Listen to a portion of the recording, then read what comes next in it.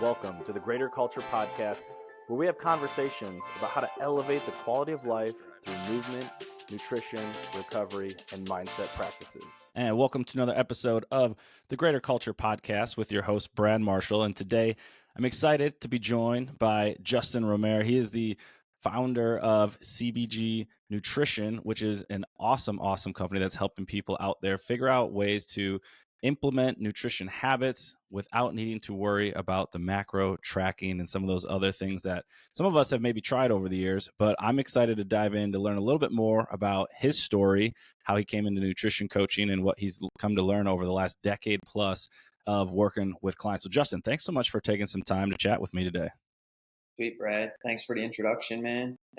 Excited to chat about everything and anything you want. So. Yeah. And so being a nutrition coach, I feel like there's always a story behind what led you to get passionate about that particular topic and want to explore it as well as then help others.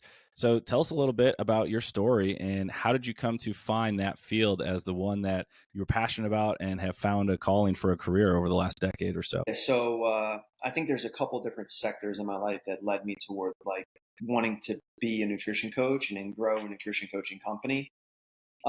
The first was I was an overweight kid, super self-conscious, picked on sort of just throughout middle school, elementary school, right?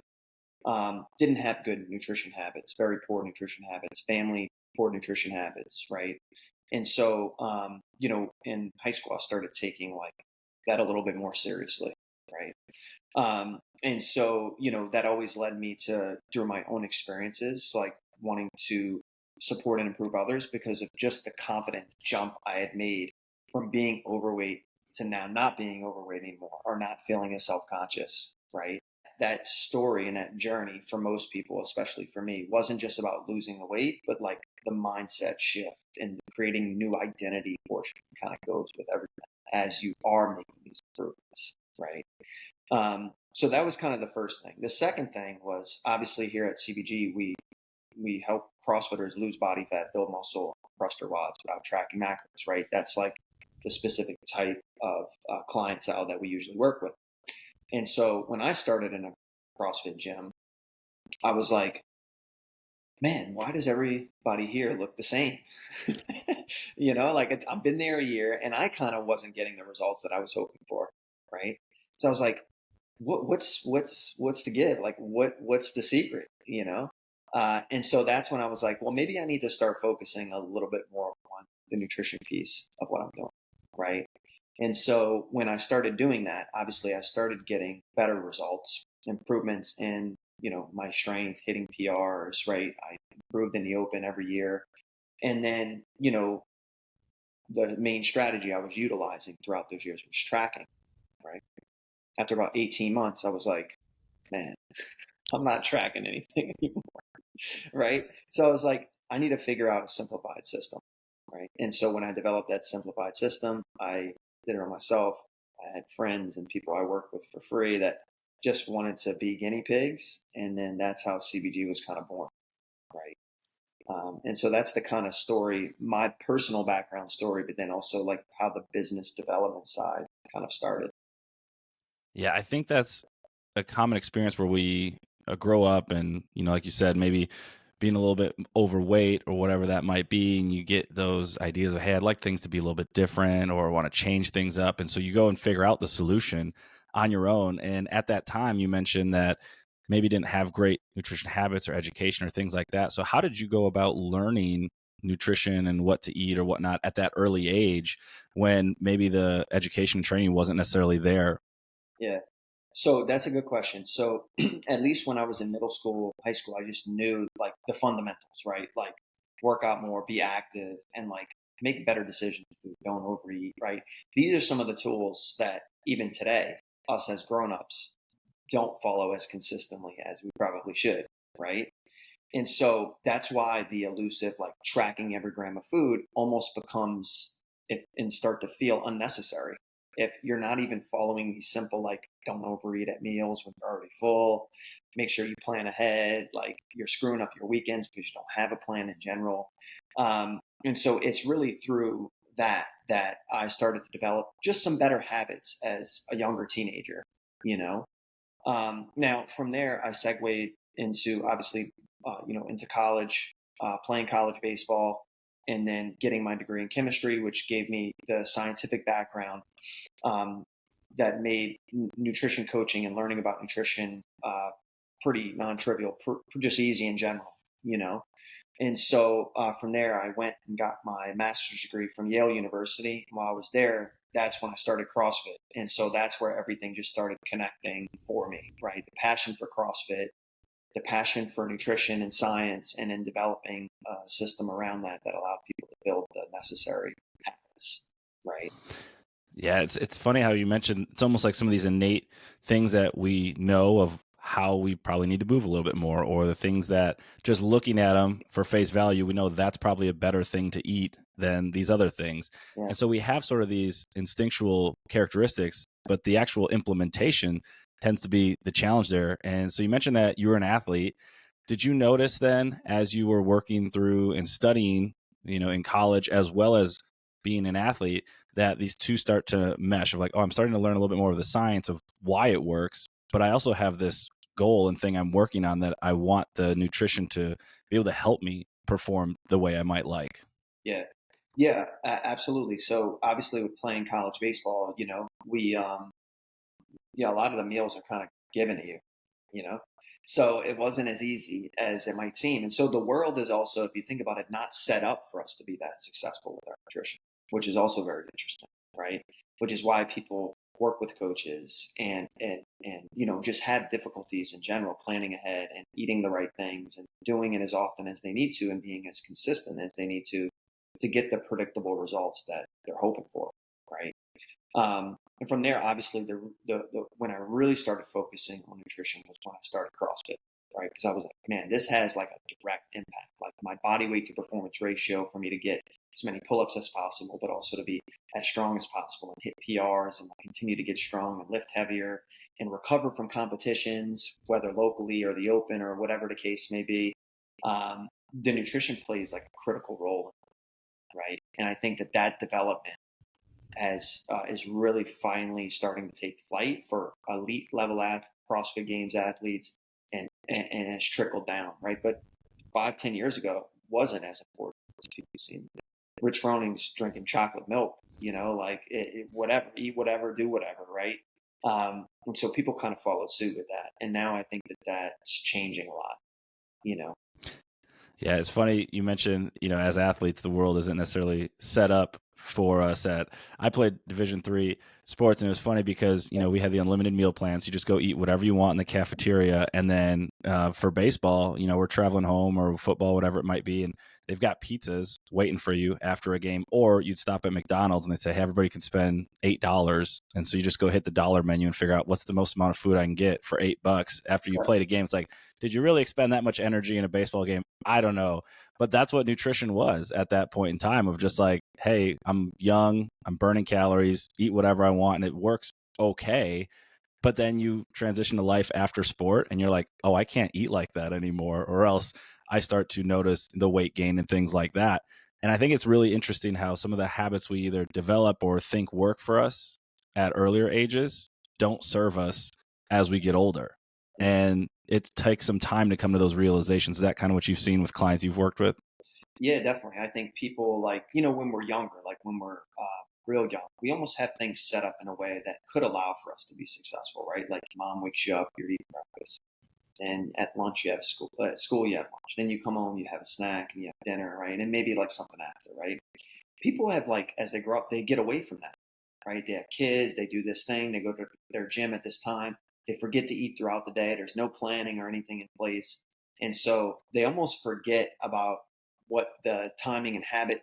I mean, the food you eat could be anything, right? You could eat whatever you want at those times, right? But I mean, those habits in place are structured in a way that allows you to eat enough throughout the day, not binge at night or on the weekend, or like all of these other things, right? And so it's getting people back into those habits. Alex Hermosi, I heard him speaking recently about one habit that can just change your life, one thing, right? And the reference or example he used was going to bed early, right? going to bed early, you're less likely to get a DUI, less likely to get in trouble at a bar or wherever you're at, right? Get into an accident. You're more likely to have energy the next day for whatever your business, your job, getting promoted, anything goal wise that you have going on in life. If you're an athlete, obviously performing better. You like better decisions with food also occur when we get enough sleep, when we get enough rest, right? So planning ahead and doing that, all of those things that can help improve your life in a really drastic way come from only one change: going to bed on time, right? And so a lot of people think they need to create all these changes, buy all these supplements, and track every single macro, when all they need to do is pick one thing to improve upon each week and then do that one thing. And so going to bed early has nothing to do with tracking or what food you prepare, or any of that stuff, but could still make a large impact on your nutrition in general, any other decisions that you make to be successful, whatever that looks like. Right. So yeah, that's habits are like we are creatures of habit. Like that's what we want to do. Like we want to find a routine and stick to habits. And so that's why we go to CrossFit at the same time every day, or work out at the same time every day, right? And so the issue with macros, I know you didn't ask me this question, but I'm on a tangent, right? So the thing with macros is you're not building any habits. Every day is different. The same three numbers reset, and you got to figure out a way to hit them. You can eat all in the morning, at night, evening, whatever, right? It's all random. And so although it brings about a lot of food awareness, people don't like to start over randomly every day, right? It's like going to the gym at a different time or brushing your teeth at a different time every day, right? That's not how our biology is set up, right? So yes, habits, like 100%, we need them.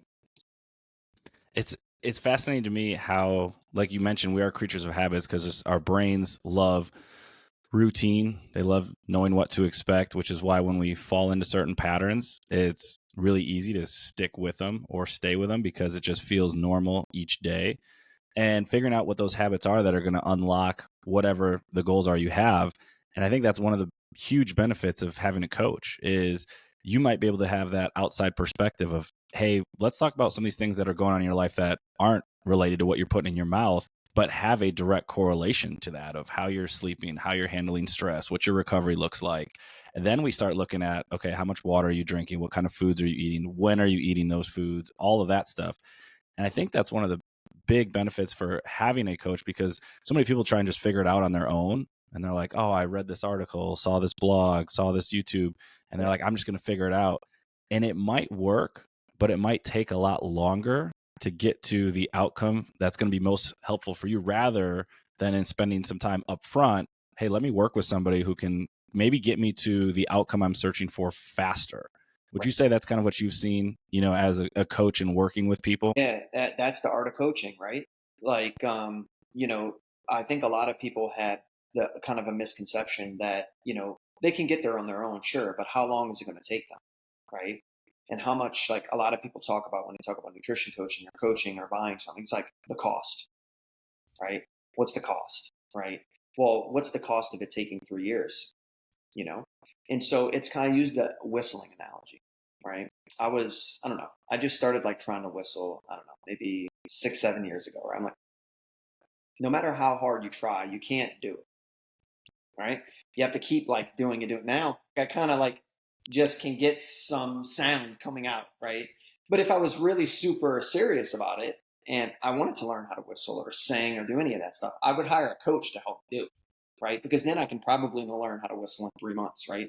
I don't really care if I learn how to whistle that much, so I'm not going to hire a coach. But if you're serious about making changes nutrition wise, like that's the best streamlined way for someone to come in, disseminate all of the information that's out there, put it into a nice box with a bow, and tell you exactly what you need to do to follow to get the predictable results that have been missing, right?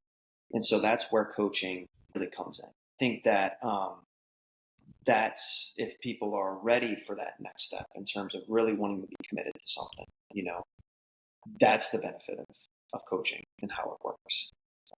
Yeah, you hear a lot of people talk about it's an investment Mm. in trying to figure out what the best future self can look like. And yes, you are paying for some time there, Yeah. but you're also paying for whatever that coach's experience is, what they've invested in their own development, their own knowledge, their own expertise. So you're essentially paying for this opportunity to fast track downloading information, figuring out habits, figuring out behaviors that are going to help you to move forward at a much faster rate. So when you start to look at it from that perspective, you're like, oh yeah, this makes a lot of sense why I might pay a premium, because the person I'm working with is hopefully going to help me get to my results faster. And it's an investment in my own health for the long haul. So when you start looking at it through that lens, it can be really helpful. And one of the things I'm curious of, because when we start looking at this nutrition field, there's a lot of noise out there, a lot of Yeah. diet books. You hear about diet culture, you hear about different trends and things. And it's almost like everybody's looking for sort of the magic pill that's going to solve all their problems. So, how did you go about figuring out your own sort of nutrition philosophy Mm. and how you think about the way we eat and how that relates to how you might be able to help people through coaching? Because I feel like a lot of people have their own philosophy and how they think about things. So, how did you kind of wade through that to figure out this is kind of what I have found to be scientific, but also know that works and helps people? Right. Yeah, that's a good question. So for me, fat loss was discovered when human biology was discovered, right? It is a calories in, calories out, and a lot of things affect calories in, a lot of things affect calories out. That's the part of the beauty of tracking macros, right? Because you understand like what the calories in are versus what you burn, right? And if that equation is lined up in a way where you're burning more than you're taking in, you're going to lose weight, right? That's how it works, right? So around there, we know that to be true. We can do that with so many different systems, right? We need to make sure that the system we're following is sustainable for us. And that's why people get clouded. Oh, keto's the best. It's like, well, maybe, but maybe for you, because that puts you at the deficit and is aligned with the goals that you have. But maybe for someone else, it's not. And so some people get this quote misinformation from an n equals one person that it worked for, that it may not be sustainable for a different person, right? And so that could be lifestyle factors, behavioral, it could be so many different things, right? And so when I was developing, I knew that concept through the laws of thermodynamics set by Sir Isaac Newton were true, right? Now is how do I get the behaviors to line up with someone to understand their intake in the easiest way possible so that they can reach the goals that they have, whether it is building muscle and they need to eat more calories than they burn, or they need to eat less calories than they burn because they want to lose body fat, right? And so that's where my nutrition philosophy around portion sizes and building out blueprints that line up specifically with anyone's day and is personalized to someone's schedule kind of came to fruition, right? Um, and so the nutrition philosophies and fat loss and all these other things were discovered years ago.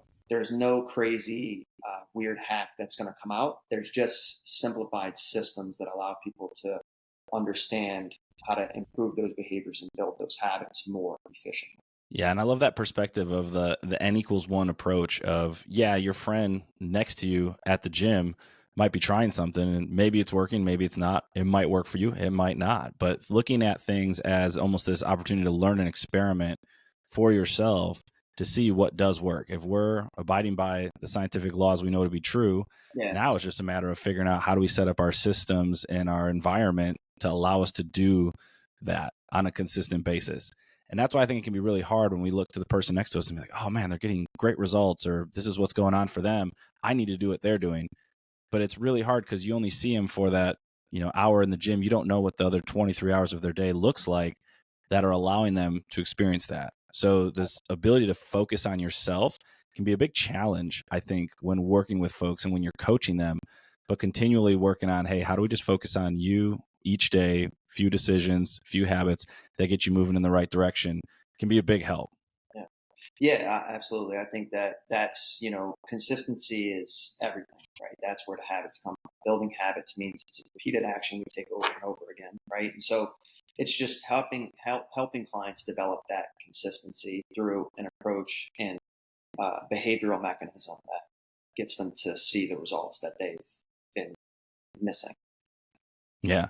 And when we look at CrossFit as a methodology, if we look at the pyramid that they've essentially created, we see that nutrition is actually at the base of the pyramid, meaning it's the most important thing, the foundation to build on if we want to experience and see all the other physical and health benefits from it.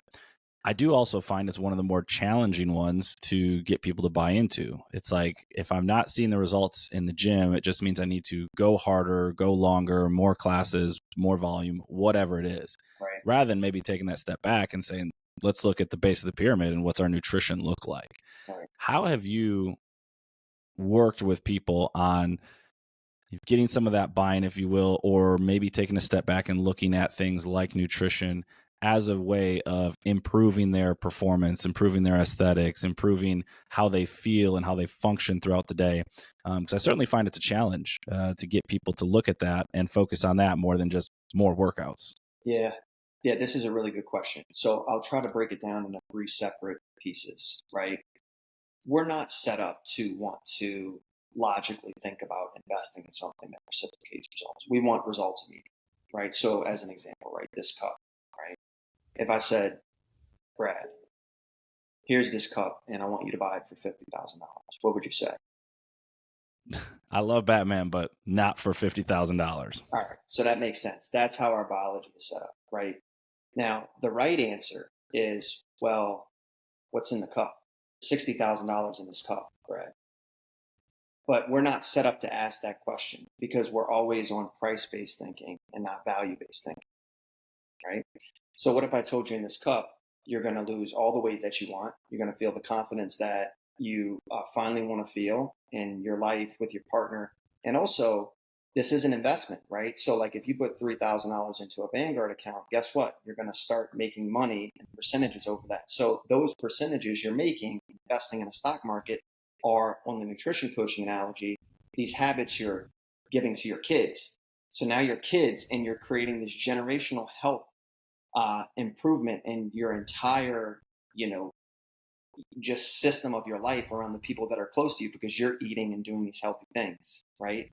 So not only is it an investment in yourself, it's an investment in other people. And so we need to be asking, what's in the cup, right? And so we're not set up to ask that, right? Because we want something now. We know, well, right now, all we're getting is a cup, but we're not actually getting a cup. We're getting a lot more, right? And so if I said, hey, Brad, there's $60,000 in the cup. You want to buy it for $50,000? You're like, yeah, I want to buy the cup. Absolutely. Yeah. That's a nice little return on investment right away. 100%. So the education around what we do is what's inside the cup. And so we need to continue to educate around the importance of nutrition, right? For some people, so this is number 2, right? Number 2 is, people are doing the hardest workouts they've ever done in their life with CrossFit, right? So it kind of logically in your own brain doesn't make sense that you're doing these workouts, but still not getting results, right?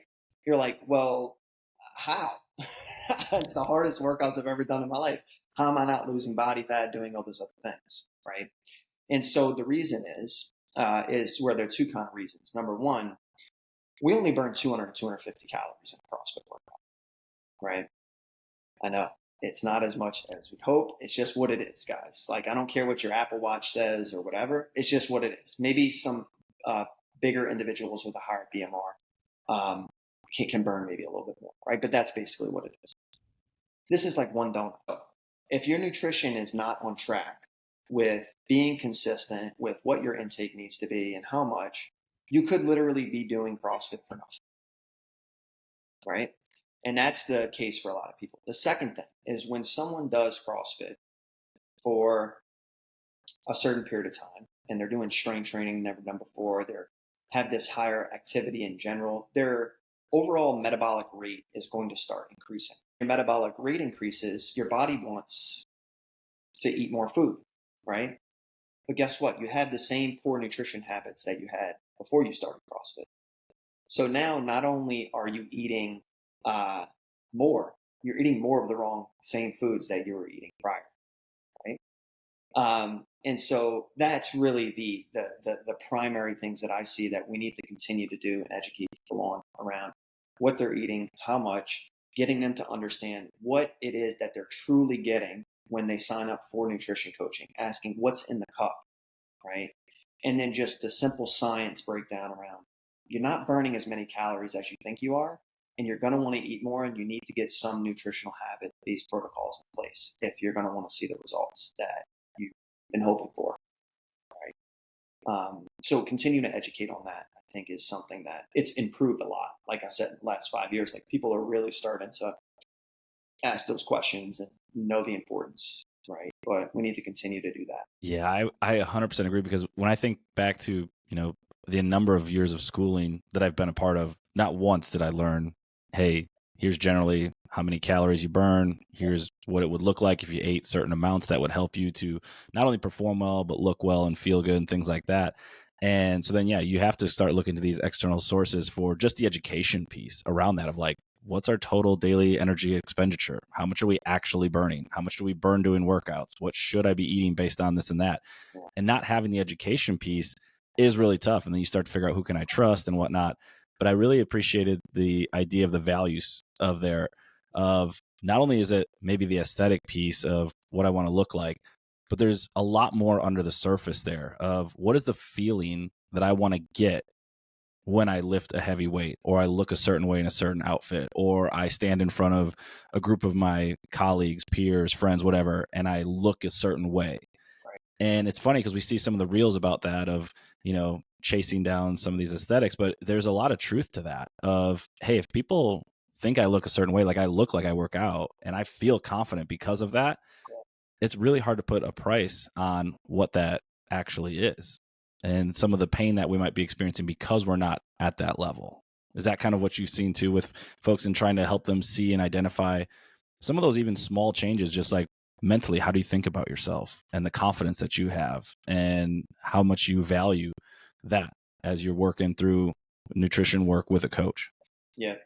Yeah, I agree. And I think the value part is important for us to continue to educate people. But the reality is pretty much everybody has the money to afford nutrition coaching.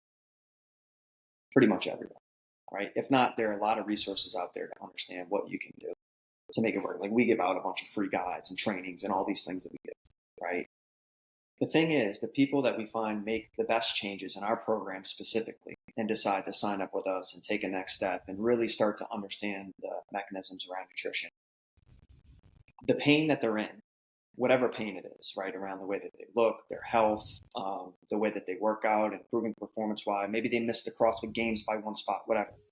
That pain of where they are now is greater than the pain of change. So they change. And so that's the mechanism as to how we make any decision, right? Because people have brand new F-150s and all this stuff when they can just have a, 2017 Honda Civic. Why? They have the money to do it, obviously, right? But it's something that they want. And so this is how we make any financial decision, right? And so it's really getting down to like people can't afford nutrition coaching, right? Everybody that has an iPhone can afford nutrition coaching, right? It's just about being in a place where you're ready to truly make a commitment to something, right? And see the trade-off and benefit of it, right? And so I think that that's the people that have been the most successful in our program. They've admitted to themselves that it's going to take way longer to get it there by themselves, or they're never going to get there by themselves, right? And they're already wasting all this money on how much their CrossFit gym membership is, the food that they're eating, and it's not seeing any results, right? So there's still a cost to doing nothing, which I think people also don't realize. They think there's no cost. There's still a big cost, right? You spend $150 on your gym membership, multiply it by 12. Let's say you haven't got results for 3 years. What's that? That's a lot, right? How much food are groceries right now? All those groceries should be going toward fueling your body appropriately for you, your kids, feeling healthy, losing weight, just making improvements overall, giving your body enough protein to build muscle and do these things. And if your grocery bill is not going towards that, just keeping you going, right? It's also some of that can be siphoned off to say, well, that's kind of a waste of money, right? And so I think that when people get into a place where the pain that they're in now, for whatever reason it is higher than the pain of change. And so the sooner you get there, the better. It's a serious and important goal for you. I guess. Yeah, it's one thing that's really stood out to me. A sports psychologist had said that one time, that pain is the greatest motivator for change. And you see it time and time again, which is why I think when we start looking at nutrition coaching, there's a certain level of, I almost want to use the word like, we got to be delicate there, because most likely they're coming to us because that pain has finally gotten so high that they are ready for change. And so we want to be thoughtful around that and figure out what's underneath the surface of, like, okay, you're telling me you want to make it to the CrossFit Games, or you want to lose a little bit of weight, or you want to build a little bit of muscle, but there's something underneath the surface there that is going to be important to understand as a coach, that'll help then build the trust and build the process of what are the habits going to look like to actually get us there. Because you can just hand out a blueprint or a nutrition plan and say, here you go, this will take you exactly where you want to go. But there's an art to it that's deeper and more meaningful than just that, of just giving out plans and numbers and seeing if that works for people. Yeah, I agree. I think understanding each and every client's why is like extremely important, right? Because then not only do you know the goals, but you know the reasoning behind why they're choosing to do something. You're able to connect with that client in a deeper, more meaningful way. It builds more trust and honesty with the coach and the relationship in general. People are more likely to adhere because of that. Like, these are all things that are like very important in terms of understanding each client and the way to do. And look, a lot of programs are not set up like it's like, hey, here are your macros. Email me on Monday, right? And so with that, it's very hard to get into that and understand the client's pain to provide a personalized, structured, both on a behavioral way, but as well as the actual physical nutrition plan you create for them if you don't have those understandings. Yeah, and I imagine, having over a decade now of building the brand and the company, as well as then working with clients, there's a lot of things you've learned over the years. So I'd love for you to give us, like, high level, what does it look like if somebody reaches out and says, you know what, I'm at that point, I really would love to start making some changes, figure out ways I can improve aesthetics, performance, whatever it might be, and they reach out to you and your company. What does that look like for them as they kind of work through that process with you and your team?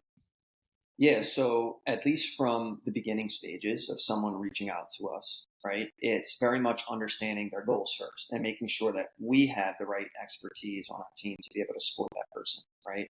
Because maybe we can refer them to maybe someone different based on, someone that specifically helps someone, let's say an autoimmune disease, right?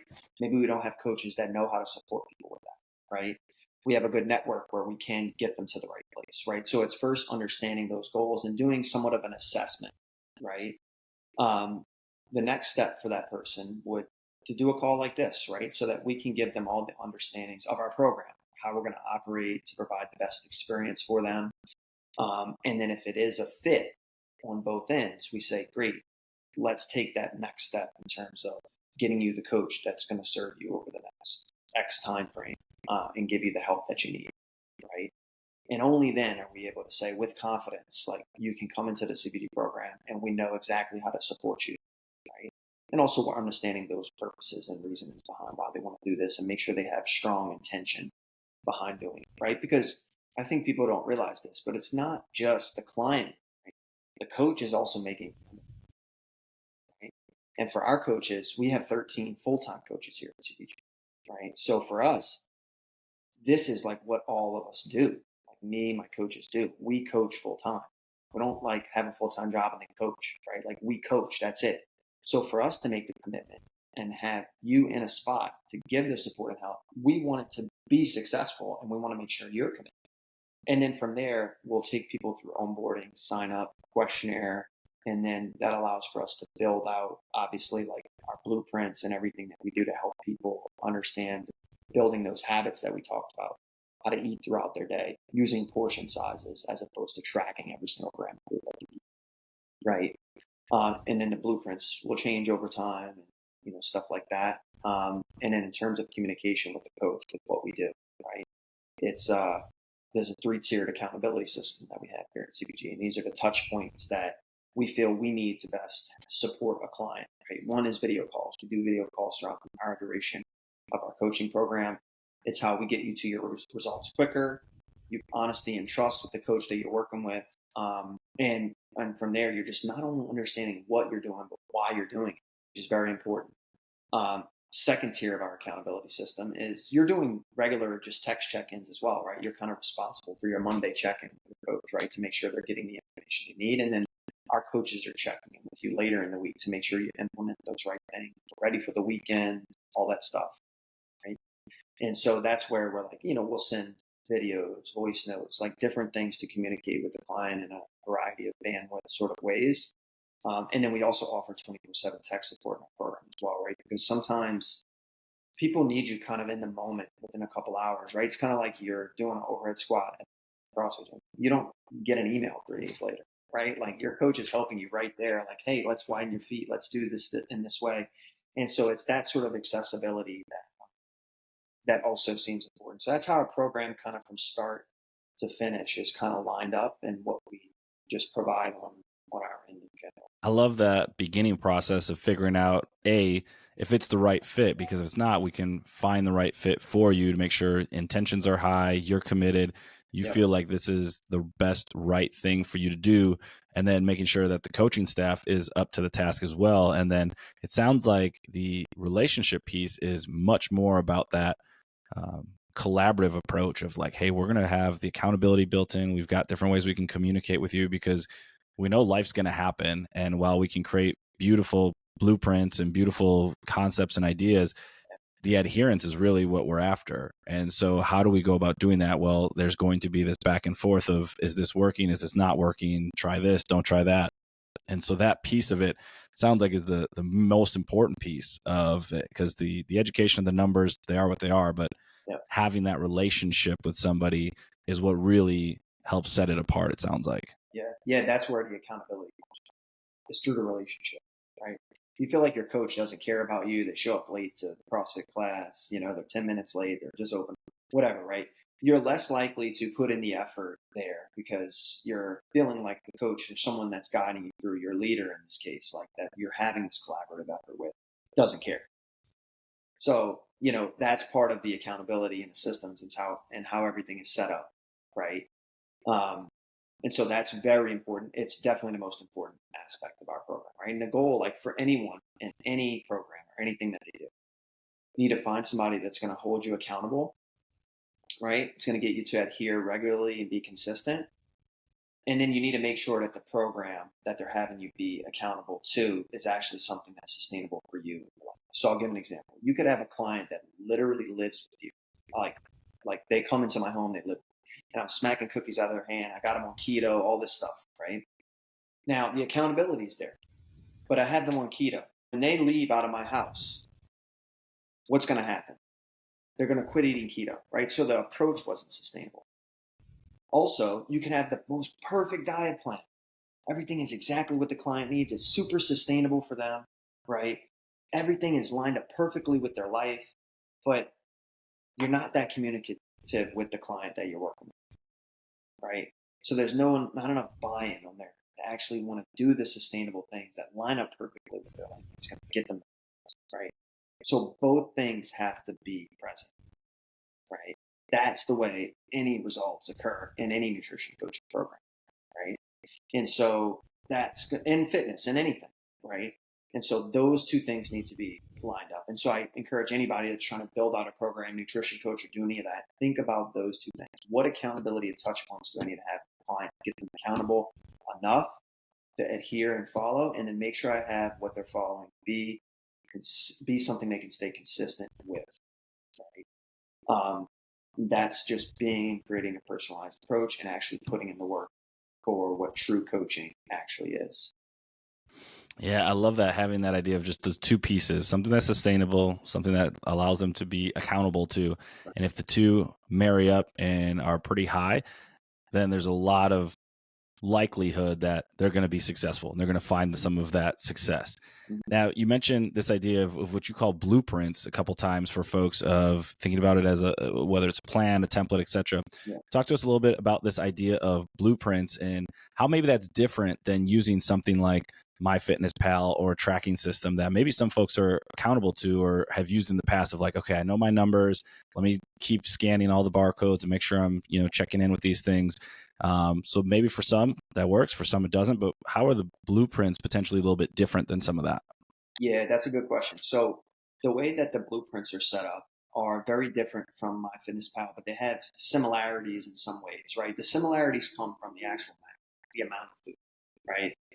The amount of food that you're getting recommended to by a nutrition coach that does macros with you is probably not going to be that different from what we do. I mean, we work with CrossFitters, so if you're working with like someone that doesn't do CrossFit and you decide to work with a CrossFit coach, it's going to be different. And since you're doing CrossFit, you maybe probably want to work with somebody that knows CrossFit or does something like that, right? So us understanding those things are pretty similar, right? We have our own proprietary like calculators that we use for helping people that are doing 4 to 5 watts per week. That give us an understanding of what the macro breakdown total calories, right?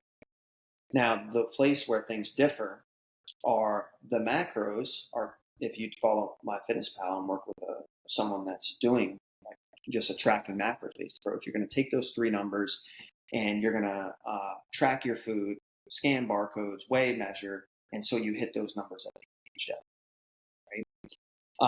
Now, although that's a lot of flexibility, there's not a lot of habit formation in that. If you're not, you randomly kind of hit your macro by the end of that, right? And therefore, for a lot of people, I'm a very like, it feels like a part-time job to track everything, right? This feels very like excessive and daunting. It can almost make people feel like food's controlling them rather than controlling food, which is not a good feeling that we want to have, because our relationship with food it's sacred. Like we need to make sure, and a relationship with our body is like the foundation of nutrition. So we have CrossFit pyramid. Nutrition's the foundation. The foundation of the nutrition pyramid is that relationship. You can, above it can lose fat, health, all this other stuff.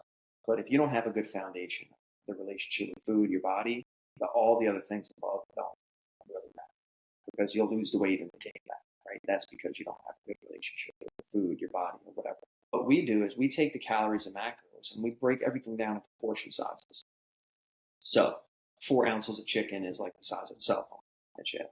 This is easy stuff, right?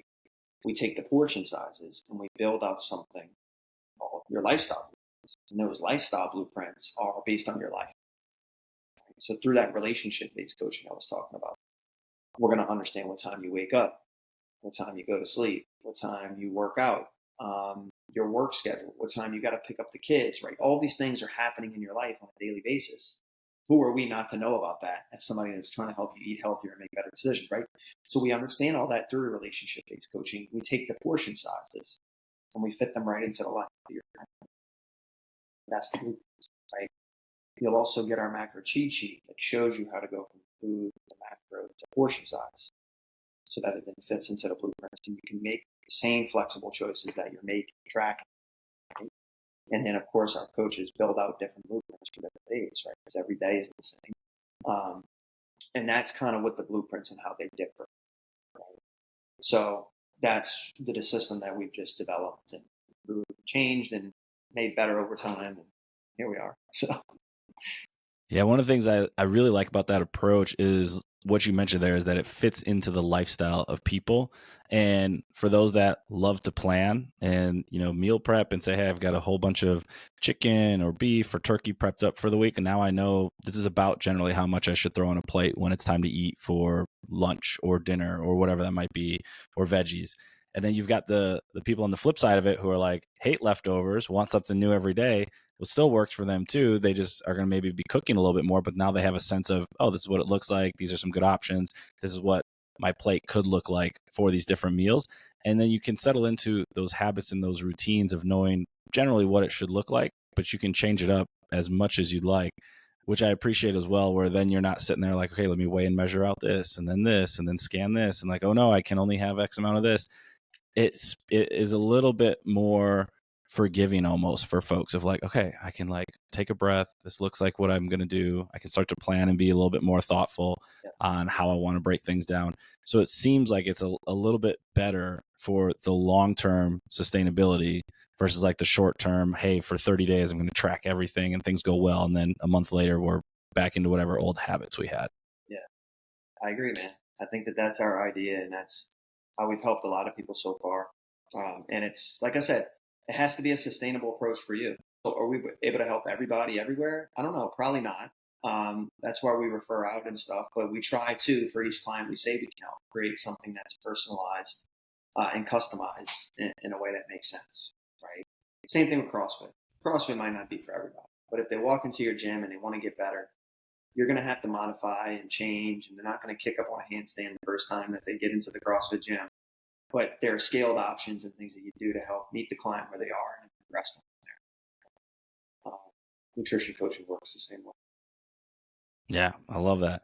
And I appreciate the insight and knowledge that you've gained over the last 10 plus years, your approach and how you think about working with clients, working with nutrition, and something that is a big field, a lot of information out there, great resource. I know the education piece you're putting out and the templates and things that you're sharing with folks free of charge are great to take advantage of. Certainly encourage folks to check you out as well. One of the last questions I have for you is one I ask pretty much all the guests on here, and it's a little bit bigger picture question. It's this idea that, if we look at the way we interact with the world around us and make decisions and build relationships, there's certain principles, guiding values, things like that, that sort of take us into those places. And I was just curious for you, over the years and things you've learned, are there any sort of principles or values that kind of guide and influence the way that you've built the company, the way that you interact with others, the way that you kind of have made sense of CBG and how it helps others? Yeah. Consistency. Love it. CBG, consistency breeds growth. So anything in life that I've been successful with, whether it be nutrition, whether it be business, whether it be marriage, just consistent. You got to be consistent. You got to be willing to have delayed gratification and wait it out. And the funny thing is literally most people are not willing to do that. And so if you can be one of those people that can do it, or whatever that important thing in your life is, do it, and you'll see great improvement in whatever that one thing might be. So yeah, consistency. That's the way. I love it. I love the simplicity of it and the connection and how it helped to build the brand and build the business. And so, Justin, for those out there who maybe are interested in connecting, learning more about you, your business, what are the different places that they can go and find you? Yeah, so we're very active on Instagram. You can find us at CBG_online_nutrition. You can also email in at consistencybreedsgrowth@gmail.com. We have a private Facebook group, CrossFitters Only.